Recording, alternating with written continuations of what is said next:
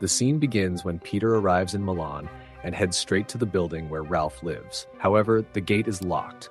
Unable to get in, he waits until a resident opens it, and before it closes, Peter slips in unnoticed.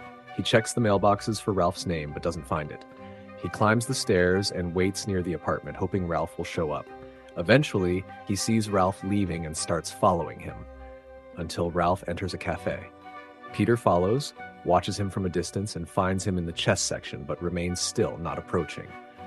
Meanwhile, Abigail, Peter's daughter, grows worried about his absence and tries calling him to no avail. Later, back at his hotel room, Peter looks through old photos of his wife with Ralph. In every picture, she seems radiant. The joy in her eyes is painful. That night, Peter can't sleep. His mind is a storm of thoughts. The next morning, he returns to the cafe, sits at the table where Ralph usually plays chess, and begins a game alone. When Ralph arrives, he mentions that he always sits there.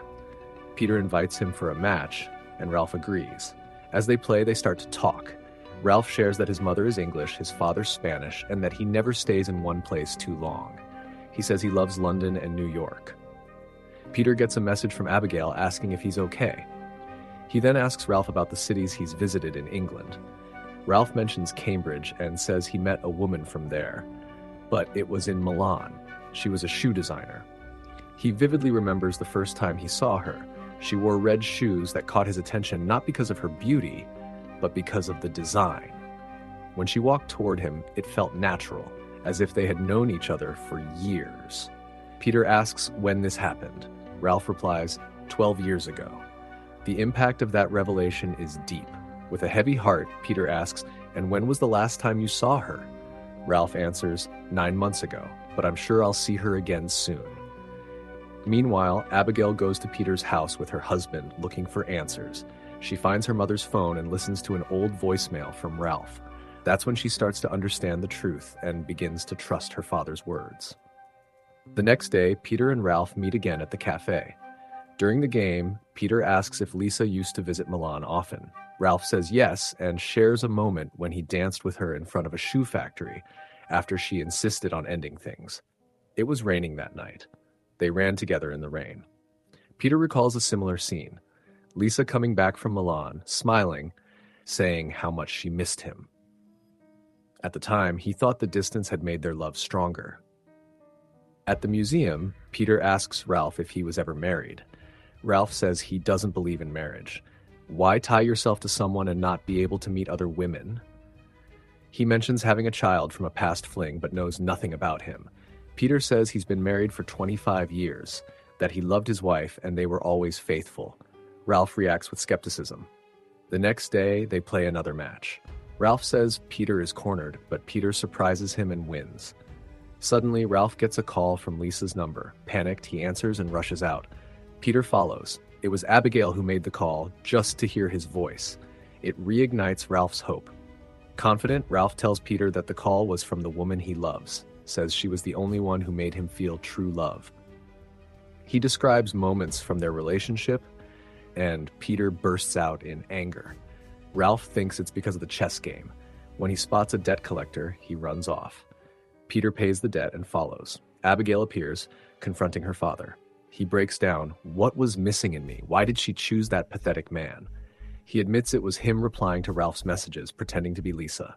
Shocked, Abigail begs him to let it go, but Peter refuses. The next day, Peter discovers Ralph isn't a wealthy resident in Frock, but the building's janitor. Hearing noises downstairs, he finds Ralph with a turtle in the janitor's tiny room.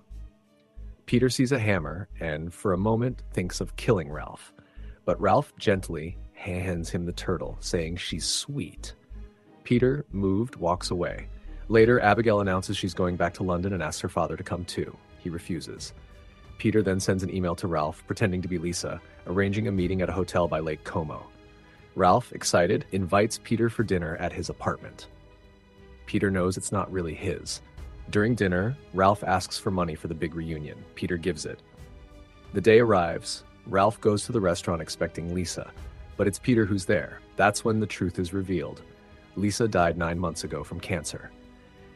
In a flashback, we see Peter receiving the news. Lisa had refused treatment. She wanted to preserve her beauty even if it cost her life.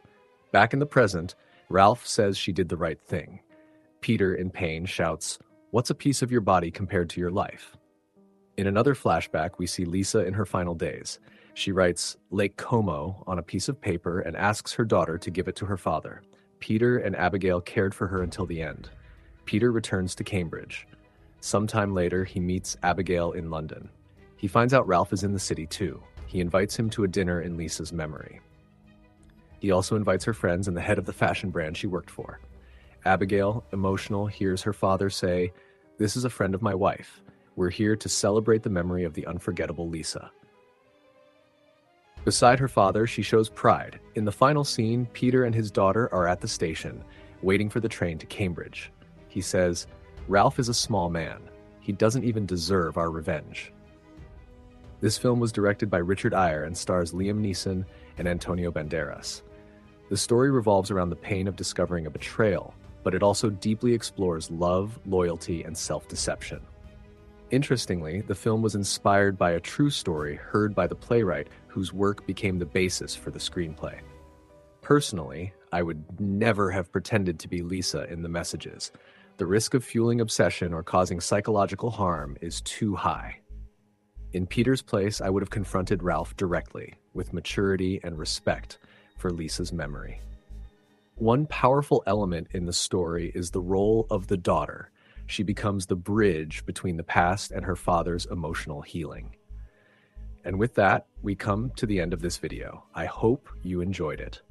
Now I'll leave you with this next video about an older woman who falls in love with her teenage neighbor brought into her life by her husband. It's an incredible story and I highly recommend it.